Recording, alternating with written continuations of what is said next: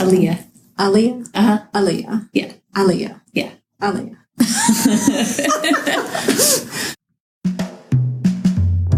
Welcome to the Doctor's Mentor Show. If you believe that medicine is an industry and not a profession, if you enjoy submitting complex reimbursement claims, or you would do another residency just for fun, be advised, you're about to be offended. You should probably leave now.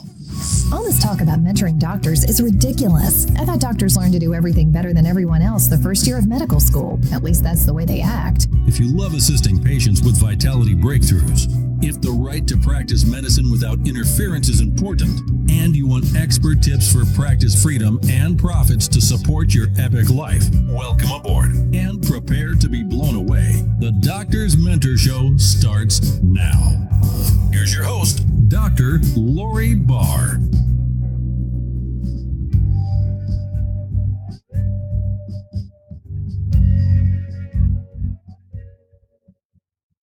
Hi, it's Dr. Lori Barr, and I'm here with the amazing Alia Ott, who is one of the founders of Investors in Action. And Alia has been a specialist at making money multiply since she was very young. She's got a very compelling story that I think is very valuable for doctors, because if you look at the statistics, doctors do two things poorly. Doctors do not manage cash flow in their businesses very well, and they don't build up any legacy. So when they get to retirement, they don't have a saleable business, and they don't have anything to live on when they get to retirement. So they're really good at trading their time for money and not putting anything away. They're like the ant instead of like the grasshopper. And Alia is amazing because she is an expert at building passive income with ease and flow for her clients. So I have invited her to speak to you about this very subject. So why don't you start, Alia, by telling us a little bit about how money became important to you? Oh, thank you. Well, Lori, it's a great honor to be part of your show, and I want to share with everybody really a whole theory around cash flow today. So I'll start with my humble beginnings. I was an entrepreneur at a very young age, and I guess I just started thinking a little bit differently about money as a young child. My father was a retired military serviceman, and, I watched my parents struggle with money. However, they did some things that were a little bit different than most. So on a meager income, we were still able to travel. And part of that was because we owned real estate. And so that was my first inkling that real estate was a great investment to keep cash flow coming in, even if you had little to no income. Now, certainly somebody in the medical profession would probably have an income higher than most.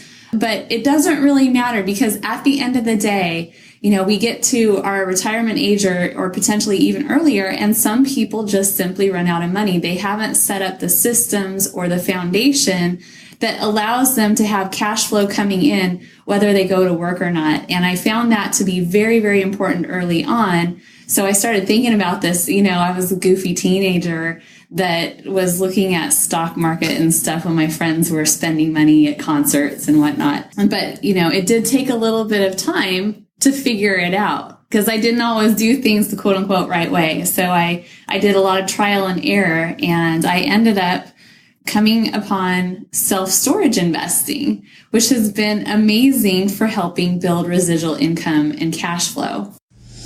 Today's topic: legacy.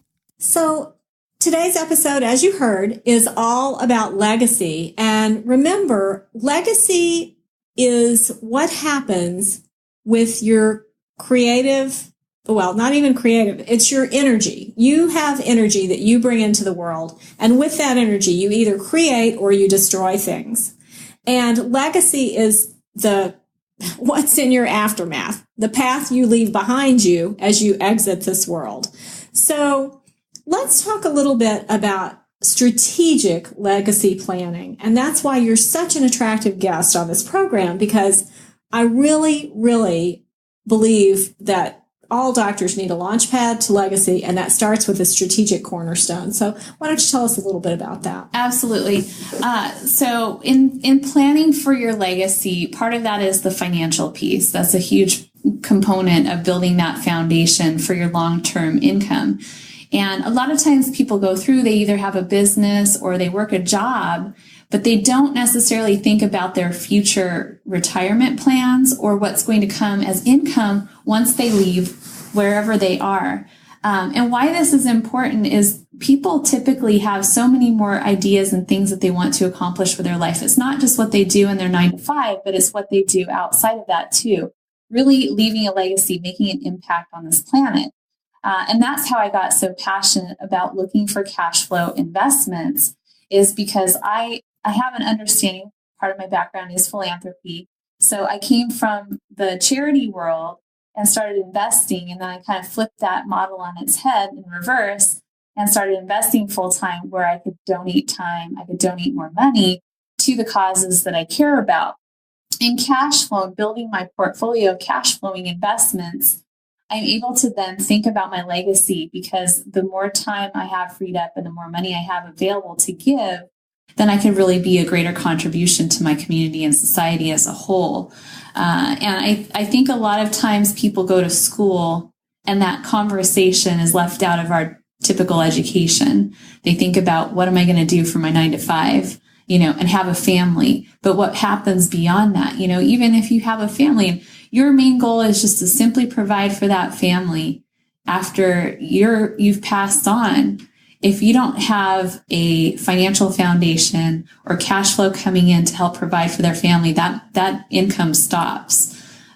So it's really important to think about, where are my investments? What am I investing in? Does it produce residual income or passive cash flow that allows me to provide for myself and my family if something dire happens?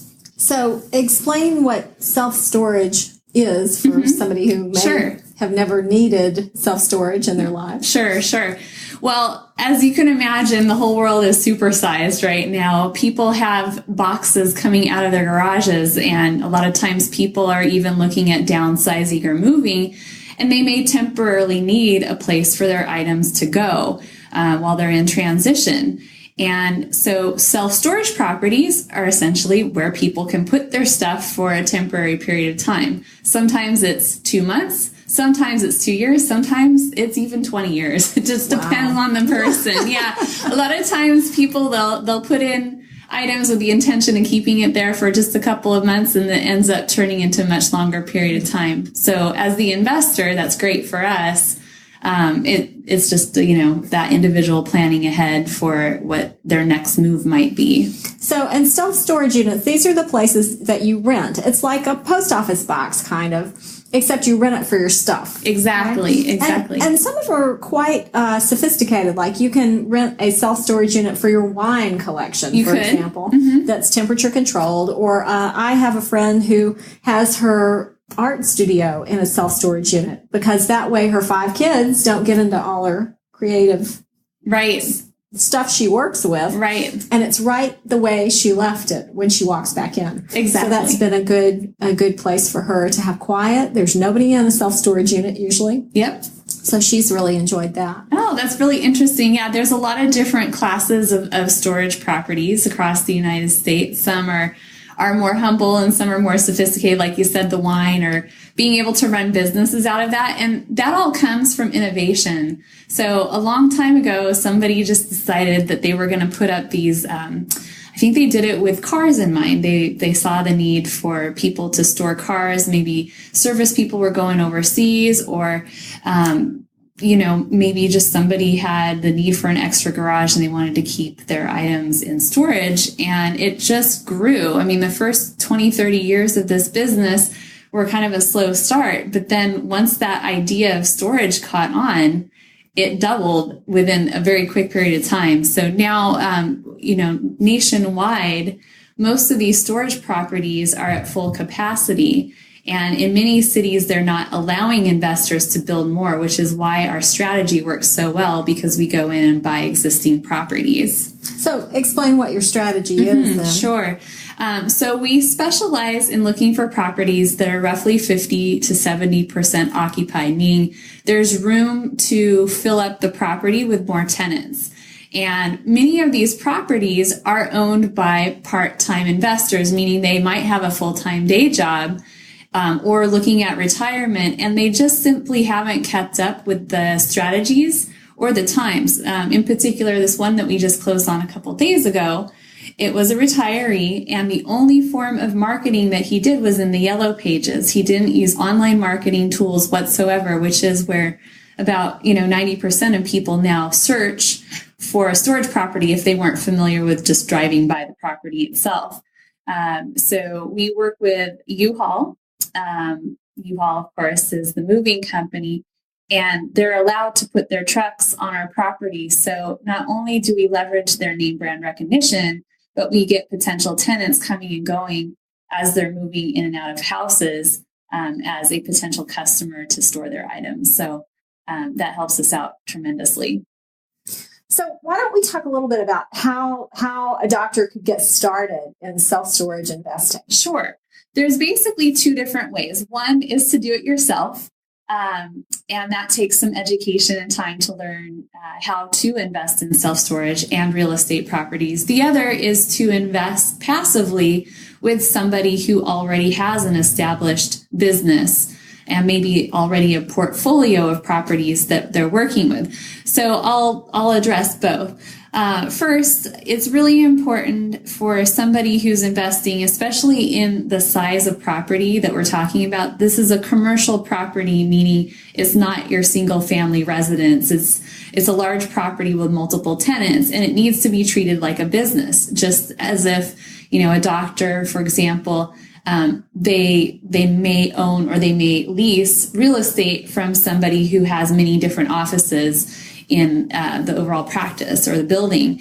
It's the same kind of thing. You're owning a building and you're owning the manager, you're working with the managers who are running that property.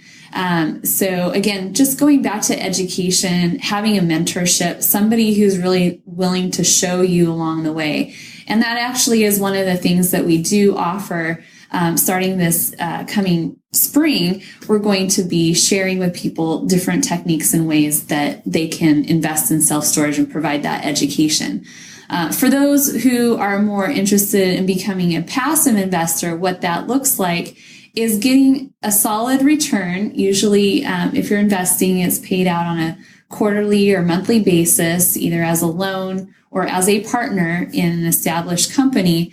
And somebody else does the work for you. And for most busy professionals, that's typically the direction that somebody might want to go, is to let someone else do all the hard work for them and leverage their years of experience, their different tools and techniques that they've systematized, and just sit back and get a nice passive return. So the smaller play, the one with the least upfront investment, might be educating yourself and then thinking about self-storage as a real estate option for broadening your portfolio. Right. The medium-sized play would be getting involved with a service that identifies the properties for you, manages the properties for you, and you could serve in several roles. Is that what you just said? We could help somebody who wants to passively invest, and we can also help educate people who want to learn how to invest in these and actually own their own property. When it comes to brokering, there's a special niche of brokers across the United States who only look at commercial and storage properties.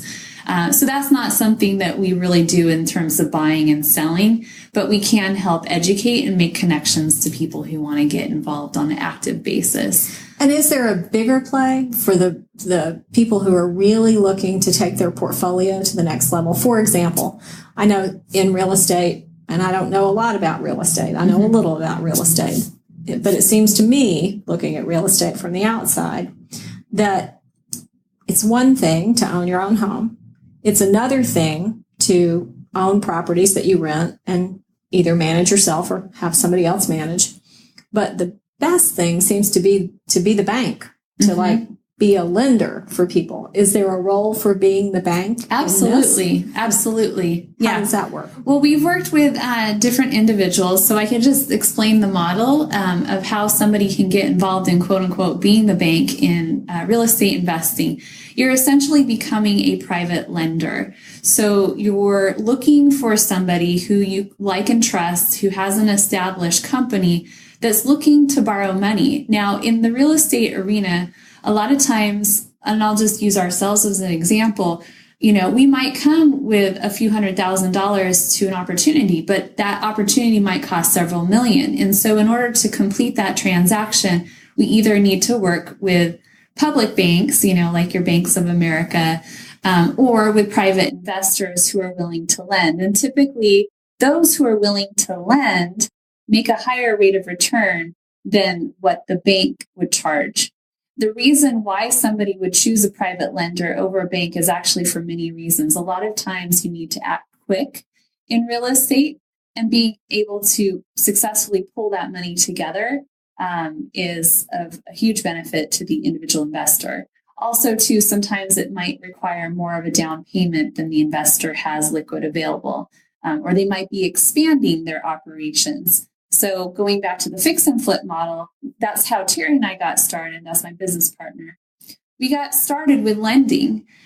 We knew the whole model of fixing and flipping properties, but we didn't want to swing the hammer anymore.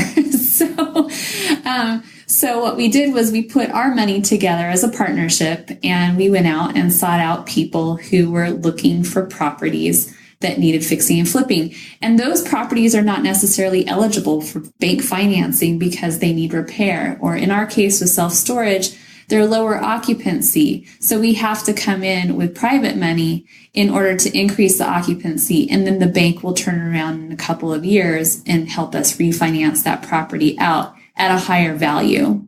Okay, that makes sense. So there's definitely a way that can be played too with the self-storage model or not. Yeah, definitely. Really, with any niche in real estate, there's an opportunity for somebody to partner up and be the bank to an investor who's actively turning a property around, fixing and flipping a residential property, or taking a property like self-storage that has lower occupancy and helping it grow and build into, a much higher value property in the end.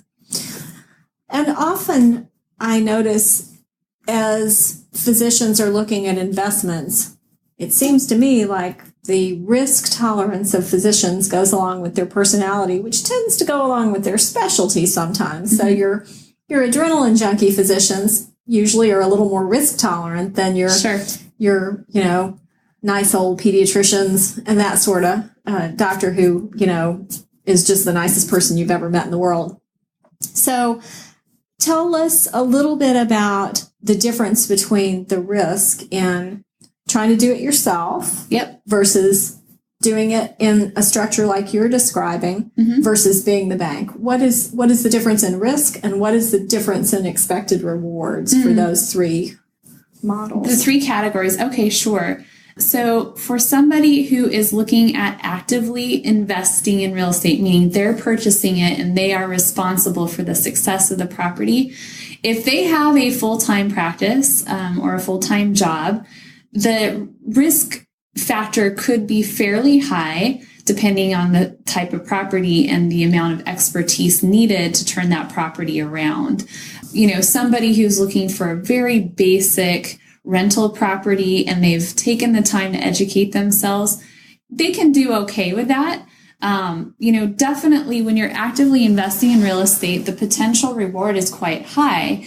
Again, it goes back to how much you have an understanding of that particular type of business. If you really understand real estate and what to look for as far as a quality property, something that has a large opportunity, that's really important. And for us, again, using self-storage as an example, location is very important, as is the local market. So really having an understanding of all the factors that allow that property to be successful, or in some cases, why has been historically unsuccessful with the current owner, that knowledge is really, really important in determining the success factor of that property. Then once you own it, your ability to manage people is also a critical factor, because more than likely you're going to have an on-site manager managing a larger property, or working with a property management company if you're doing single-family rentals,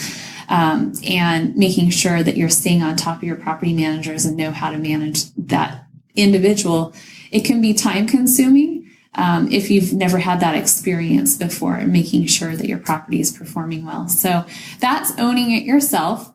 Being the bank, I think, is really one of the easiest strategies. So being the bank and then working with our model, it's very similar whether you're an equity partner or you're a lender in a commercial real estate transaction.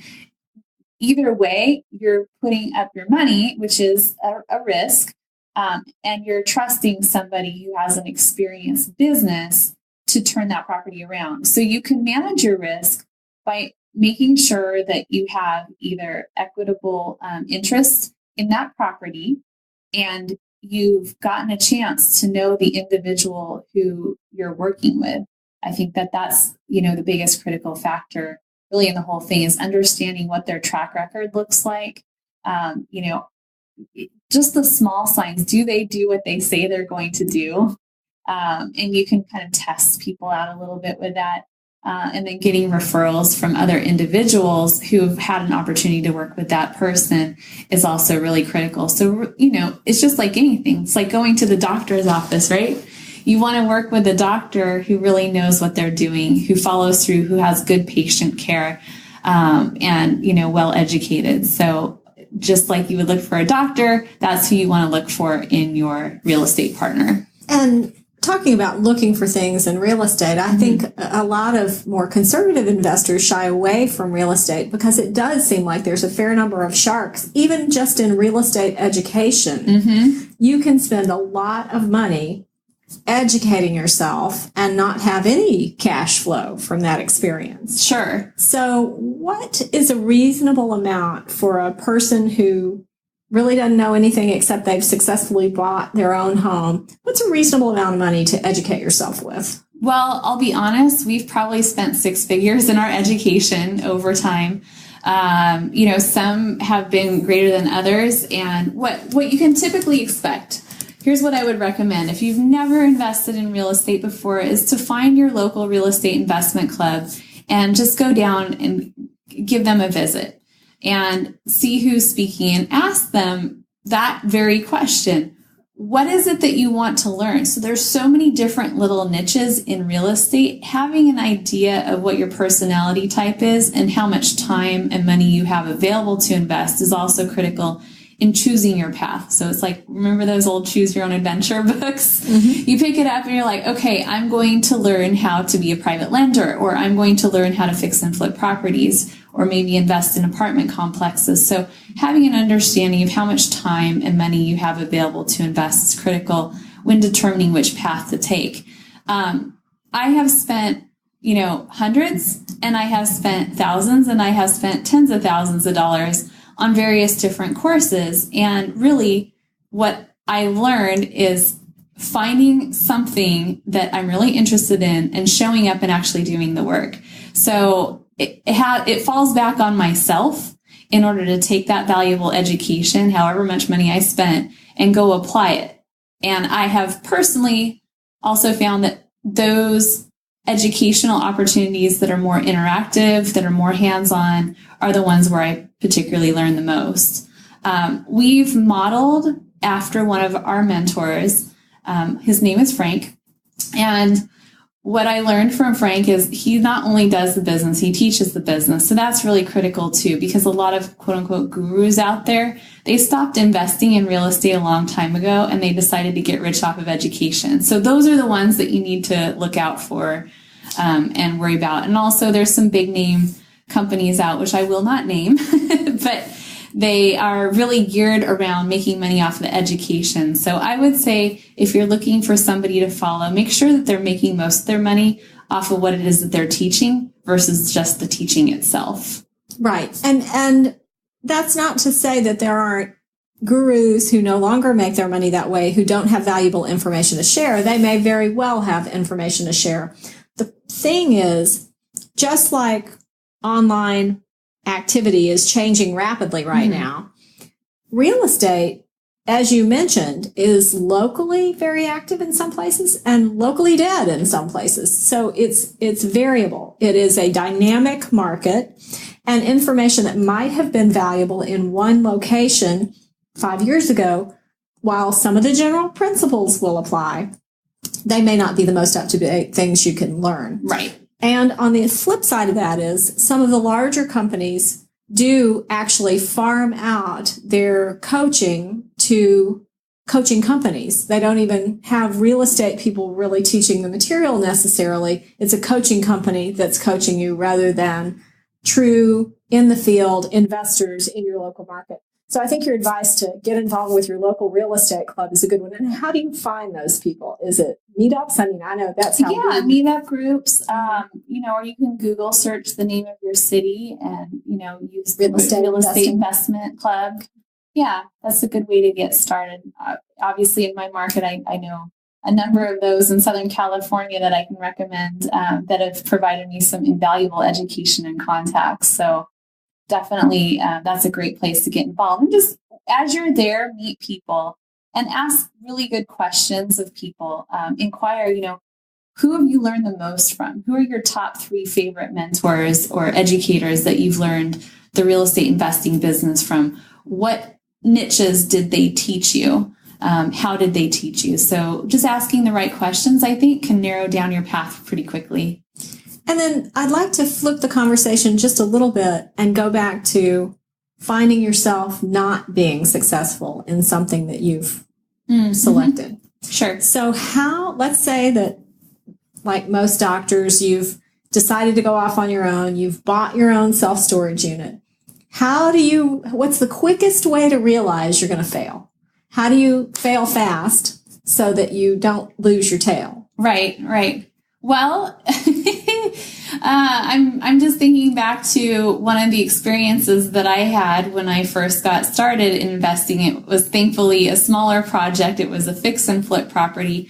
But we jumped into it and we bought it without, again, the education. I'm not really trying to harp on this point, but I didn't know what I didn't know. Yep. And so I went to an investment seminar and they were pitching all kinds of properties. And I just said, okay, well, we're going to buy that one right there without enough due diligence in the process of figuring out, is that really a good property or not? I didn't know that you could buy things at discounts. I didn't know that you could buy things from people called wholesalers who get properties at lower prices and then turn around. They make a fee for putting that property under contract, and then they sell the contract essentially.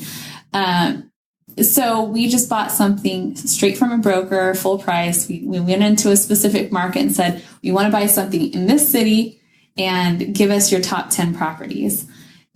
Due diligence is really, really important, especially when it comes to commercial property. So if somebody who's listening is thinking about buying a self-storage property, due diligence is key. And I can't go into all the details of what to look for on this brief call, but there really is an extensive list of things to look out for, making sure that the seller actually owns the property, to verifying that the data that they're providing you, such as the rent rolls, is accurate. And 9 times out of 10, it's not 100% accurate, but you find that out through your due diligence process of doing the numbers and walking the property and making sure that things are really up to snuff. Sometimes you find that the property is worth more than it's for sale for, and sometimes it's just the opposite. So that's really imperative. Also, doing an appraisal, I think, is really important when you're looking at a property, especially for the first time. Your appraiser is going to be able to potentially see things that you might not see. Same thing with having a contractor or a professional in that industry go out and survey the property and find what's wrong with it. Those are all key things that you would need to do. Okay, so that's before the sale. Mm-hmm. But you bought that property. Yeah. And then how long did it take you to figure out it wasn't going to work? Then how'd you get out of it? How did I get out? We ended up selling it for a loss. we bought it in 2006, and we saw the writing on the wall of what was about to happen in 2008. Things were slowing down significantly. It was in an area that had an auto plant that was laying off people. And so we just recognized that this wasn't for us, and we just needed to exit. And again, sometimes taking your lumps, like taking a small loss on the property. I don't know. We probably lost like 8,000 to 10,000. So it pinched, but it wasn't a substantial loss. People lose millions sometimes in real estate. And so they get themselves in over their head before they're ready to run. Yeah. And recognizing that this property isn't going to perform as well as you thought, it's okay. It's part of the learning process, but some people learn by doing, some people learn by getting mentored.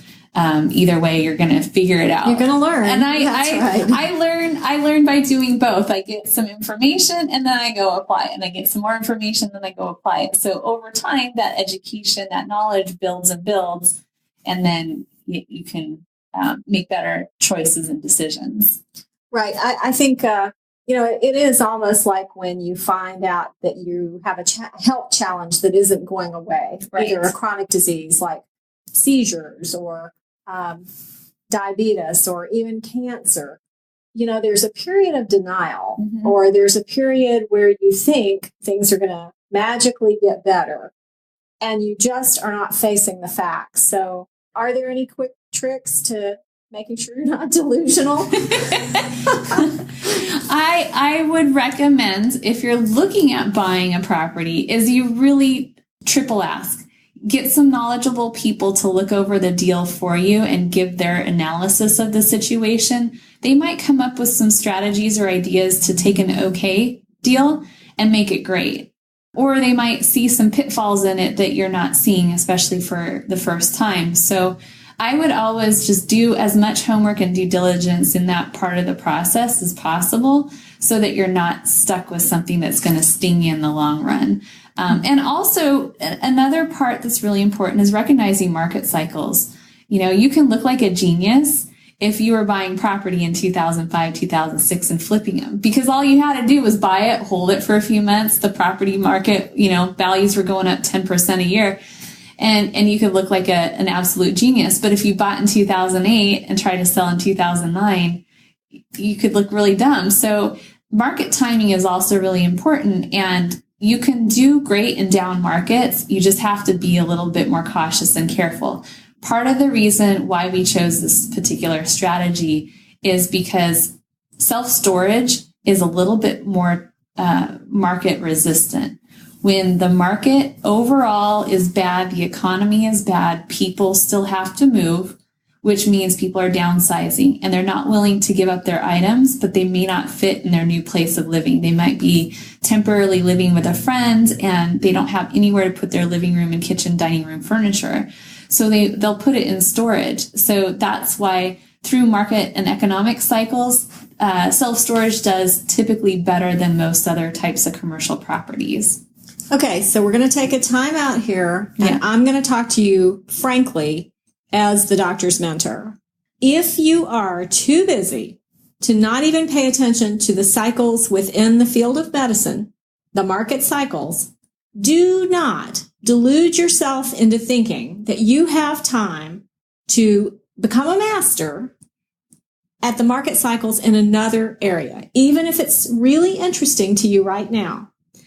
Take the time to either hire a consultant before you seal the deal, or get involved in a structured program that either educates you or provides you an easy way to deposit your money into the hands of someone you can trust and who will make money for you. Just my 2 cents as the doctor's mentor. A lot of people in 2008 lost their job somewhere around that time frame, and many people struggled. But those who had a foundation of bringing in passive income, they were taken care of. And luckily, I was in a situation where I had started to build that when it came time to leave my job. And so I was able to more freely make decisions without desperation. or, worrying about, going on unemployment or going and seeking out Social Security as a means to the end. So definitely for anybody who's listening to this program is thinking about their future, financial future, and asking themselves the question, is what you have in your bank account, is it enough to get you by for a period of time or even the rest of your life? And if it's not, are you willing to step up and think about what to do as a next step to build your income streams? Right. And just remembering whatever's in your bank account right now is not a reflection of your potential to earn. It is simply a reflection of what you've done to date. And most of what you've done to date is go to school and learn how to be a doctor. So you haven't put a lot of time into strategically thinking about how can I amplify the three currencies that I have control over. That would be your money, your power or influence, and your time. Those are the three things every human being has to trade in equal portion. Some are better at trading them than others. We barter these things to be successful in life. And what Alia is bringing to our attention here is, if you think about it on the front end, then when there are lean times, like the stock market crash originally, or what happened in 2008, or the Great Depression, or some giant cataclysmic war, and we're all living in caves again, if you understand what your currencies are, and if you've put some stuff in some kind of a bank, even if it's just an emotional bank, if we're talking about power or influence, that's going to serve you well over time. Absolutely. Gives you more flexibility. It gives you freedom. That's ultimately, at the end of the day, I know it's kind of a word that's overused too often, is financial freedom. But, I can't really emphasize it enough, because it allows you to have good choices. When economic times hit you hard, you're still allowed to have choices if you have that all planned ahead. And just being able to make a decision not in desperation is huge. I mean, think about it in the operating room or in the ER is a good example. How many times are you rushing through a consent because the patient's bleeding out and a decision has to be made? And, nobody wants to have their foot cut off, say, for example. But if it has to be done to save the life, it has to be done. And your job is to then convince the person that that's the right thing to do at the time. That's a decision out of desperation, a critically desperate situation. It feels, your body handles that stress the same way, whether it's financial desperation or physical desperation, because our systems are just wired that way.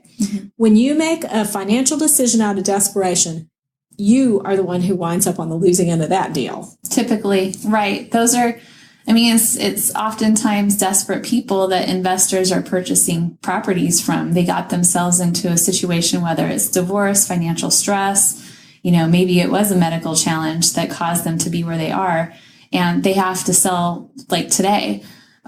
So their only option is the person that's going to have cash available and it's going to be purchased at a discount. So it's something you want to be on the preventative side. It's just like preventative health care, right? You want to be thinking ahead about challenging times. And as long as you've created that little nest egg or something that's producing a little bit of extra income for you, you're going to weather the storm a lot easier. Your next step. Thank you for being the wonderful cash flow diva that you are. And how would people find out more if they want to know more about what you have to offer, either in Investors in Action or in anything else they may want to tap your brain about? Sure. Well, they can definitely go to investorsinaction.com and get in touch with us. The phone number and the email form on there all goes back to either myself or Terry. So we're very accessible and we respond to people that reach out to us. And they can learn a little bit more about our lending program there. We don't have specifics of our fund because it is regulated by the SEC, so we have to be very careful about publicly sharing that information. But in general, we have a lot of great information about education too.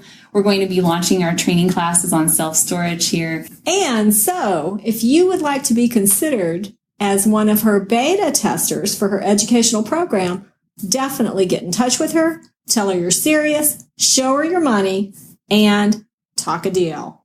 Perfect. Well, this has been so much fun. Thank you again. Yeah, thank you. There's more to explore at thedoctorsmentor.com. Are you stopping at a hospital? Hello? Don't you know that hospitals are one of the sickest places on the planet? Don't touch anything in there and get out as fast as you can.